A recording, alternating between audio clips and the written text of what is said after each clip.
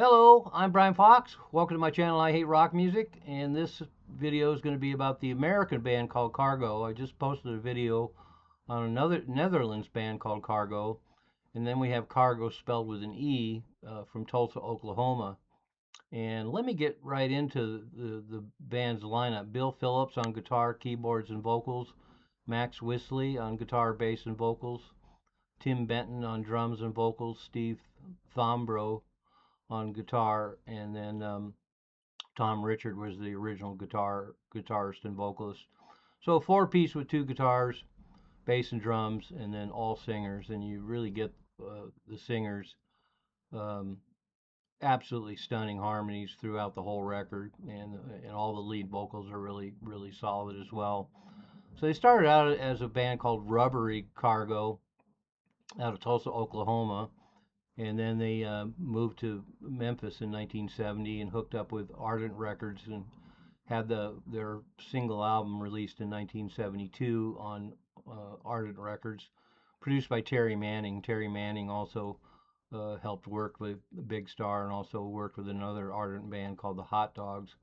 He has a very signature sound, so there's a lot of kinship between Cargo and Big Star in a lot of ways. I think a lot of people lump Cargo into the Big Star kind of sound and call them power pop, but they're really not power pop. Certainly, there's a lot of really nice melodic elements to it, but they definitely have a lot of really nice jangly guitars akin to Big Star. But other than that, they're considerably different kind of music, different kind of band. And so I can tell you right off the bat that 1970, when they were still Rubbery Cargo, before they made the transition to just Cargo, they actually recorded a whole album of demos and out of a beautiful sound studio. And so, unfortunately, to this day, none of those original demos have been released. I'd really like to hear them. I assume that a lot of the material that ended up on the Cargo album is probably what was in the demos, but it would have a completely different sound, of course, not being produced by Terry Manning. And so their album is just stunning. It is just absolutely wonderful, classic American rock. And all you have to do is listen to that first song and hear everything they have to offer, which is a really great rhythm section. They have to be very accomplished to keep up with all the changes in the songs. And there's a fair amount of pretty rocking stuff, as they say, and then a lot of really lush acoustic numbers as well. And as I often do in videos like this, I'm really not going to go through the songs that are all just excellent and run the gamut from more rocking things and then lush acoustic ballads and then a lot of mix of acoustic and electric. And so in 1970, both Epic and Atlantic were interested in the band, and nothing really happened at the time, unfortunately. They issued a single of Feel Alright privately on the Beautiful Sounds label, and it actually became number one in the Memphis area and a lot of the South, and which is where they toured. So as far as I know, they didn't really do any national tours, but they did tour around a lot in the South and were very big in the Memphis area. So, but let's not get them confused. I think that's one of the big differences between Big Star and Cargo as well. Is Big Star was actually from Memphis, and Cargo moved there and are from Tulsa. So they have a definitely a little different sound, and it smacks of something that was going on in Tulsa that wasn't going on in Memphis. And um, all you have to do is listen to that first song. I'll post the link below as usual. Just listen to that first song, and you get a complete universe of what Cargo is all about. Stunning harmony vocals, just great guitar parts, really interesting, complicated arrangements with all kinds of really cool breaks and surprises and interesting choices. There's a whole lot packed into that first song, and the rest of the album is like that as well. They obviously spent a lot of time working on their arrangements.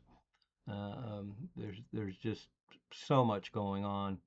In a 5-minute song to pack that much into it is really quite an accomplishment in itself. And then to have these beautiful harmonies and just all this stunning playing, it just doesn't really get any better. And we're pretty fortunate as well because in 2004, live in Memphis, a board uh, show was issued, and it shows the band in top form even live. They're obviously very well rehearsed. They do a pretty good job of reproducing their recorded songs. Um, Really great energy, just a killer live band, and they should have been huge, but just like Big Star, Ardent Records uh, basically got sold to Columbia and was supposed to have a great distribution deal, and instead the label went under, and the Big Stars albums got lost, and the Cargo album got lost, and the Hot Dogs album got lost. And so it's really unfortunate because Ardent had a small but very formidable lineup, and both Cargo and Big Star obviously could have gone on to great success had it not been for Ardent Records folding. So really wonderful in a way. We've got this album which is just stunning, and then we have this live in Memphis showing a shit hot live band as well. And but it's really nice that the album is produced so well, kind of like uh, Big Star ended up doing with their third album sessions, and all the production that is on the Hot Dogs album. There's a lot of really nice additions to the Cargo record and the band with overdubs and other instrumentation that gives it a really lush feel as well. There's a lot going on there, and having it augmented by extra musicians is really nice in this case. It makes a really full record that's fully developed and just really lush and evocative and just classic American rock. And the more I've listened to this Cargo record over the years, the more I think they truly were one of the great American bands, and they epitomize everything that's great about American rock music. So, needless to say, I'm going to post the Cargo album below, and kind of like with Big Star as well, they released a number of singles off the Cargo album, and of course, none of them really went anywhere. And so, but I think that's pretty cool that Ardent really put out a lot of singles to promote these albums in the brief existence of the original Ardent records. So Cargo, if you like that kind of Americana and classic American rock that's as good as it gets, this album is essential. And it's kind of amazing that a lot of people still don't know about it, considering the connections with Big Star and just how great this album is. So my hat's off to Tulsa, Oklahoma. My hat's off to Cargo. They made a classic American rock masterpiece. I'm Brian Fox. Thanks for watching I Hate Rock Music.